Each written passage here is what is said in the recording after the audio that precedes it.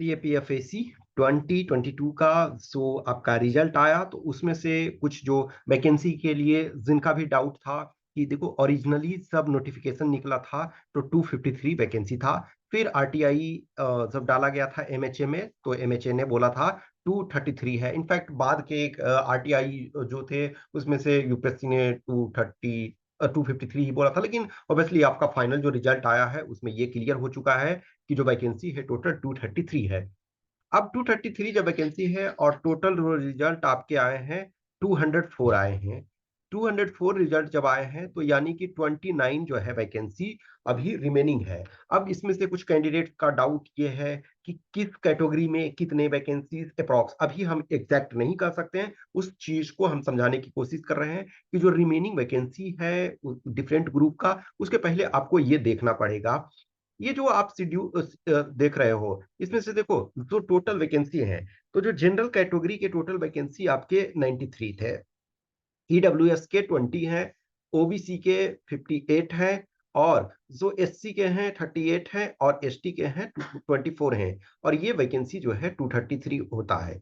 अब 233 जब ये हो रहा है और ये वैकेंसी जो है 10% ऑब्वियसली इसमें इंक्लूडिंग एक सर्विसमैन, तो यानी कि 23 कह सकते हो। इसमें से वो रोस्टर सिस्टम चलता है, तो 23 को 233 को 23 पॉइंट ये तो नहीं कर सकते हो, या अदर कैटेगरी है उसमें आप पॉइंट्स में नहीं कर सकते हो। अब इसमें से देखोगे कि जो रिजर्व कैटेगरी है, रिजर्व कैटेगरी में टोटल 58 रखा गया है, लेकिन हमारे पास वैकेंसी कितने हैं, 29 है। अब ये देखो, जो एसटी में 24 सीट्स रखे गए थे, और ये सॉरी एसटी में 24 सीट्स हैं, और एसटी के जो रिजल्ट आए हैं वो 24 आए हैं। इस वजह से देखोगे कि एसटी का वैकेंसी नहीं है। इसका मतलब है कि एसटी के जो कैंडिडेट्स हैं, तो उनके अप्रॉक्स जो भी है वो डॉक्यूमेंट्स वगैरह करीब सही होंगे। वो उसमें से चांसेस नहीं है कि किसी के रिजेक्शन होने का। तो ये इस पॉइंट ऑफ व्यू से इसमें देखोगे एवरी टाइम होता है कुछ ऐसी टाइम, और या रोस्टर के आधार पे चीजें चलती है, सम टाइम होता है, तो कि अब इनके पास एक्स्ट्रा वैकेंसी नहीं है। तो यानी एसटी में जो रिजर्व लिस्ट होगा, एसटी में कैंडिडेट का नहीं आएगा।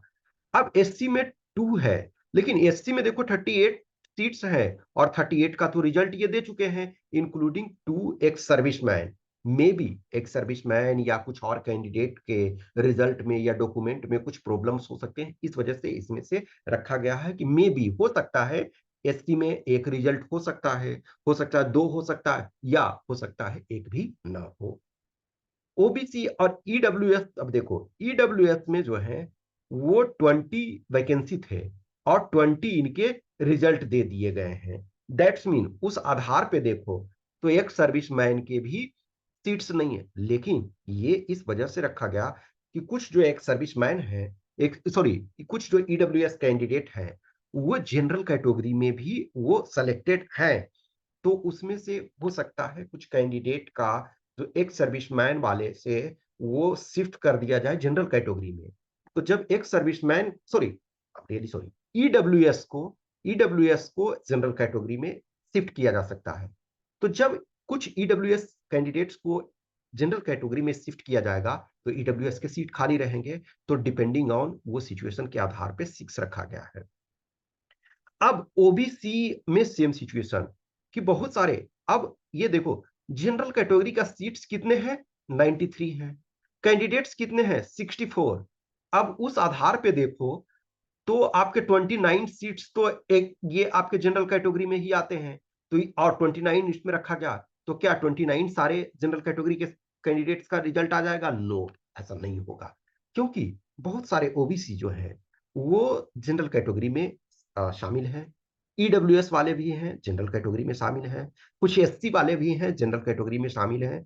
तो उसमें से यदि किसी का सिचुएशन होता है तो वो चेंजेस किए जा सकते हैं।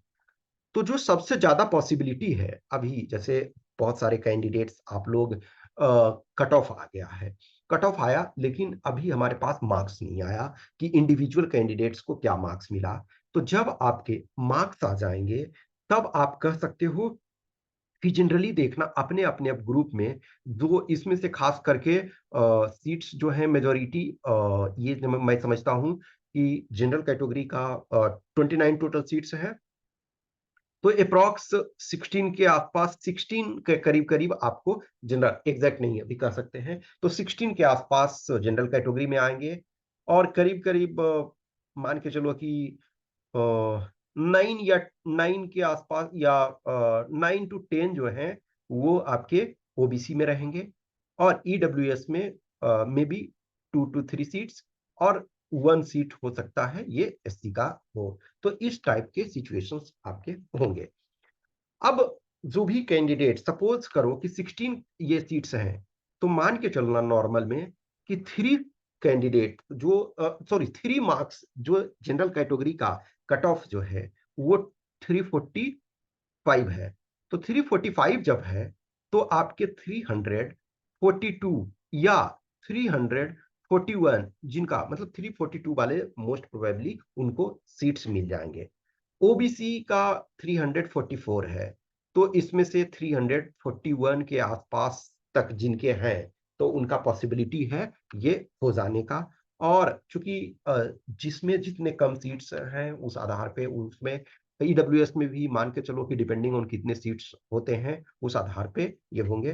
तो ये वैकेंसी जो है वो 233 है। अब इसमें से कोई डाउट नहीं रखो। फाइनली जैसे कुछ लोग का उसके बावजूद भी क्वेश्चंस था कि जो वैकेंसी नोटिफिकेशन आया था, नोटिफिकेशन में तो 253 था, लेकिन फाइनल आपका 233 है। इसी आधार पे आपको कैलकुलेट करना है।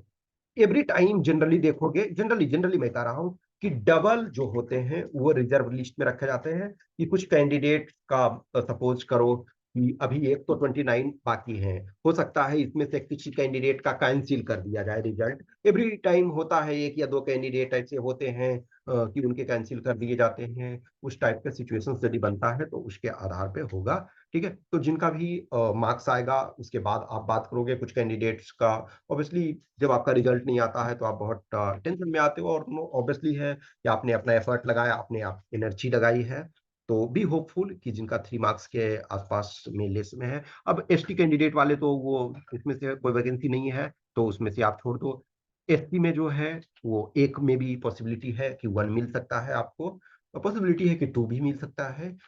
तो एक कैंडिडेट को चांसेस है।